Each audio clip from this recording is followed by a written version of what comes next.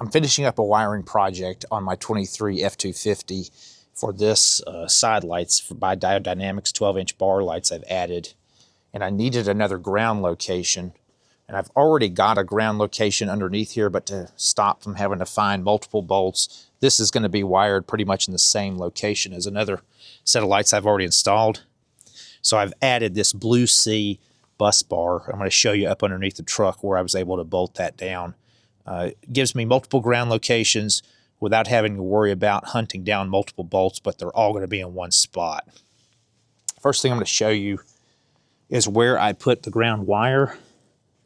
I had originally used just one wire here, but I've added a ground strap here out of 4-gauge wire, and it goes over the top of the frame. And then I've bolted the bus bar on the other side of the frame so I don't have all the stuff from the passenger wheel well just flying all over it right here. Underneath the truck, show you the bus bar location, is right here.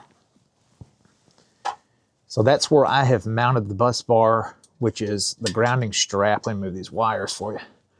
This is the grounding strap I showed you on the other side of the truck, other side of the frame.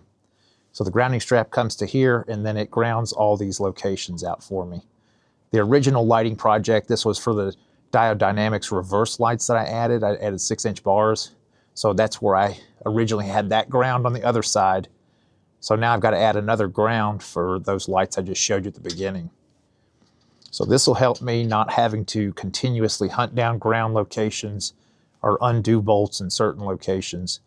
And mainly the reason why I put it here is because I have already pre-run. These are 6 strands. It's a 6-strand wire, goes all the way to the front of the vehicle in the frame.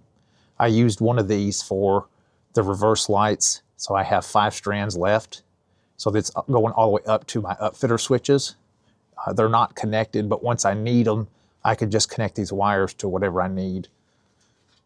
And then I've already run, I ran another 6-strand wire, and I ran a constant 12-volt back here.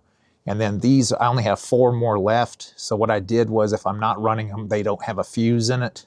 I've already used 2 of them that are up in this location. One's for the reverse lights, and I believe one is for the bed lights that I did. So these are ready at any time. So this is kind of like my rear wiring section of the vehicle, is why I thought it was a good idea for me to go ahead and add the grounding bus bar right here. This is all stainless steel hardware. I'll show you on the other side how I mounted that. But there is a factory wiring harness that's right here that normally sits kind of in the way where I put that. And there's this little connector that pushes in one of these holes like that to hold that connector in place. So I took that off, moved this connector up and out of the way, and then I have used 2 factory holes. Didn't have to drill anything. I just used those 2 factory holes there and there, and I was able to bolt the bus bar in. I believe that wiring harness was pushed through, coming through right here. But this is all stainless steel hardware, so I was able to, these are 1-inch bolts. I'll be able to have links for that in the description, and I'll have links for the bus bar in the description for you too. If you're interested, if you're doing a project like me, you've got multiple lights on the vehicle, and you need a good grounding location. Another thing, I went ahead and ordered mine with this cap. I don't know if I'm really going to need it or not, but it does go over the studs once you're done. It's just like a push fit, and I may find a spot here to put maybe a zip tie over the top of that just so the cap won't fall off. And then if I ever need back in here, I can just take the zip tie off and then take the cover off there. And again, like I mentioned, I'll have links in the description for this Blue C bus bar for you. I'll include some of the wiring, 4-gauge wiring, and stainless steel hardware for you if you're interested in just a whole package on everything that you would need to do this exact same setup like I did. Hopefully this information was useful or helpful for you.